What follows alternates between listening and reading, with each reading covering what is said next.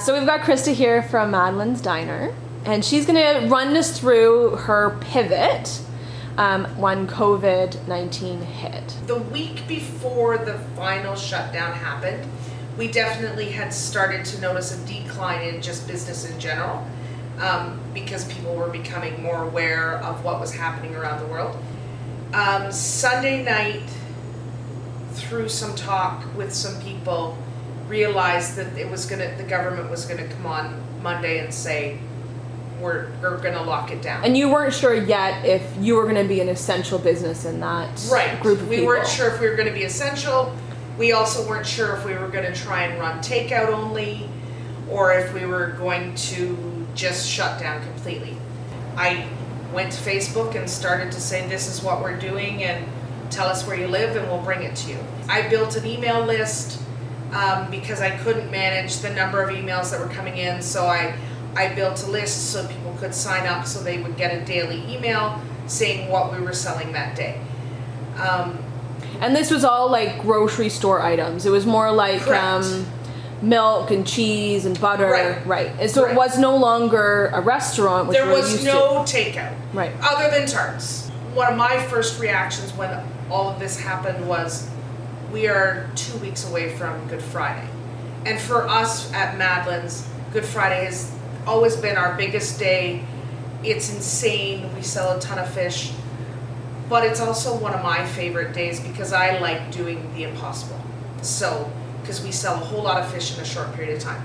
So I decided that was going to be the one and only or last time we did any form of actual takeout was Good Friday. I actually had to cut it off about 24 hours early because I realized I had sold way more than was probably possible to deal with. How many orders went out on Good Friday? 525. Wow. And 26 dozen tarts. Wow. So that was done with my kids, my husband and I, and then I did bring my 3 kitchen staff in. We set up the parking lot. We had social distancing in the parking lot. I had 4 drivers that never entered the building that also delivered. So in 4 hours, we did. You fed 526 people. Right.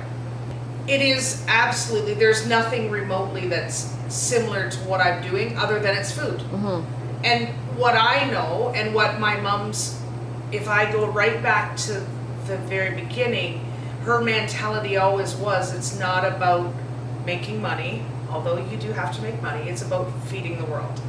And if I just take that simple slogan and just keep going, then we'll be okay.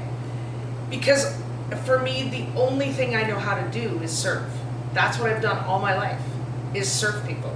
We're in year 35, and all I've ever done is serve people, whether it's from the kitchen, whether it's on the floor.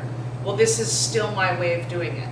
So I feel safest here, and I'm not sitting at home terrified that I'm gonna lose everything I've worked for my whole life.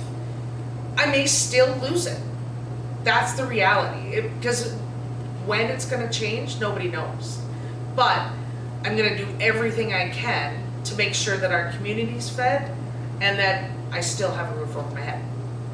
I'm fully prepared mentally to go at this for 6 months to at least a year, and adapting every week and sometimes every day or every month. So I was contacted by my bank, your neighborhood credit union, a week ago to feed some healthcare frontline workers. So the workers that we're feeding is the Ritz Villa in Mitchell. So we're doing 60 boxed lunches. So we're doing sandwiches and salad and veggies and dip and a tart. And a tart. And a tart. And a drink. And it's all gonna fit into one of these handy dandy little boxes. Awesome. And cutlery and condiments and all of that, all gonna fit in there. And then we're gonna take them to Mitchell, to the nursing home. And it's the bank's way of saying thank you to the frontline workers. It's also the bank's way of helping a member who is struggling because we're at maybe 30 or 40% of our normal sales, it's also our way to say thank you as well, because I get to feed those people, and that's what I do. I appreciate every single note that we get, and we have lots of them. We have a wall of them in the back.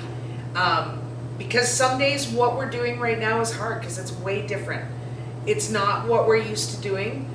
And then I remind us all, myself included, but the few staff that are here and my kids, to read the wall and to remember that it's not about us. It's about the people that we're serving.